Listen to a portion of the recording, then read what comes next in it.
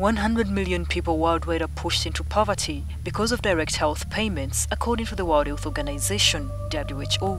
According to the Acting Commissioner Planning in the Ministry of Health, Dr. Sarah Byachika, in Uganda, 37% of expenditure for health is out of pocket. Because we have the government contribution, we have the donor contribution, then we have that comes out directly to finance the care. The country offers free health care to the populace, but how free is it?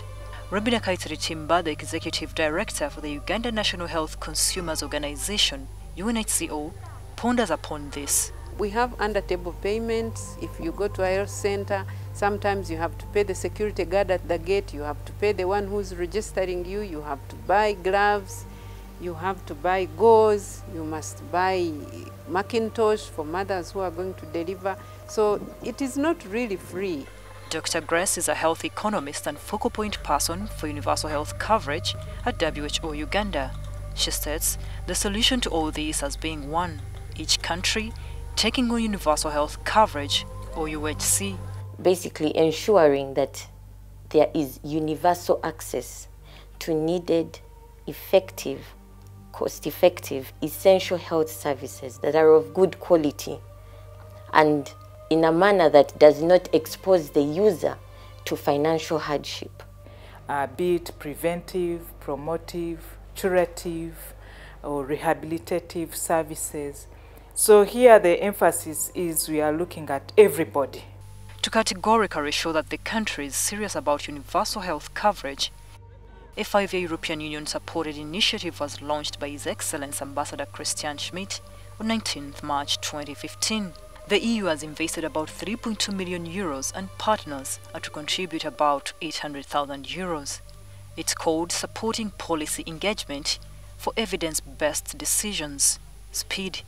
It's a partnership of 4 Ugandan organizations including Makerere University School of Public Health, Uganda National Health Consumers Organization, Economic Policy Research Center, and the National Planning Authority, with ITM from Belgium and Human Sciences Research Council in South Africa.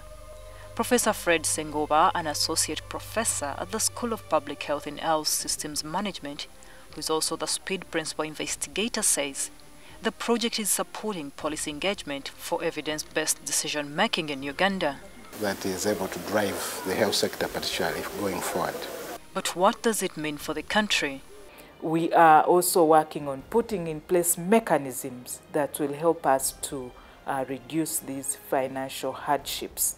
With science making lives better, UNHCO's Robina believes no one should miss out on quality care.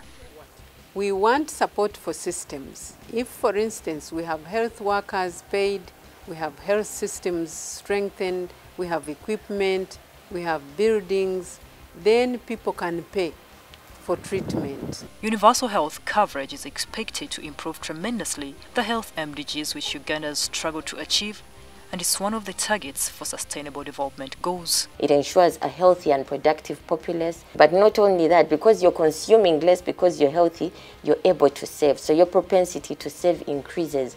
This is emphasized in the new Health Sector Development Plan. We hope that the next financial year we would have something really concrete to demonstrate that Uganda is adapting the approach of universal health coverage. WHO is working with the governments to ensure that they take it on post-2015, and feasibility will depend on a number of factors. It is a journey.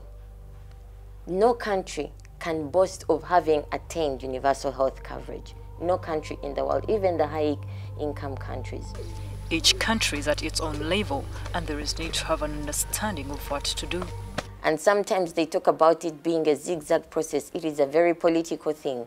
You know, it has to, the governments have to agree that this is what they want to do. Okay, we have the taxes as the major source, but we are also looking at contributions from the health insurance schemes. Uganda has developed a policy on national health insurance, which is being considered by Cabinet and the Parliament.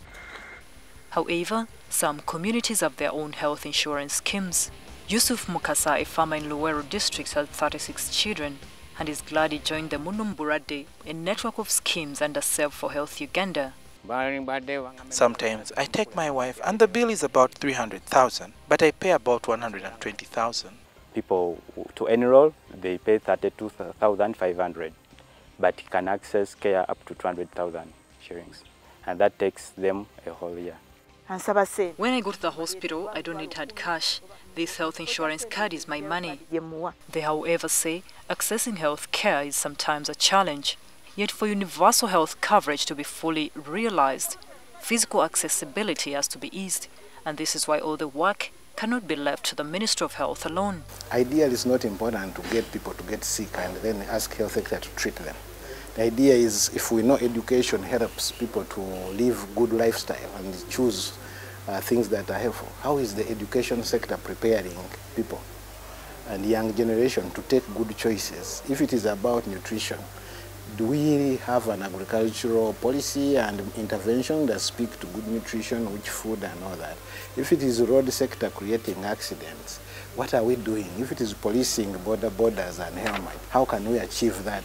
In other words, every sector actually has a role for universal health coverage to be realized. But right now, we want to bring all of this together. We have to work together with the politicians as well, because they mobilize the communities. The SPEED initiative under the Makerere University School of Public Health is organizing the National Symposium on Universal Health Coverage in Uganda. The theme is Towards Universal Health Coverage in Uganda, building on successes and ensuring health systems resilience. The overall aim of the symposium is to examine the various health policies, systems, components, programs and institutional developments in the past 10 to 15 years and draw implications, policies and advise on how to build on the past and current situation to advance UHC in Uganda.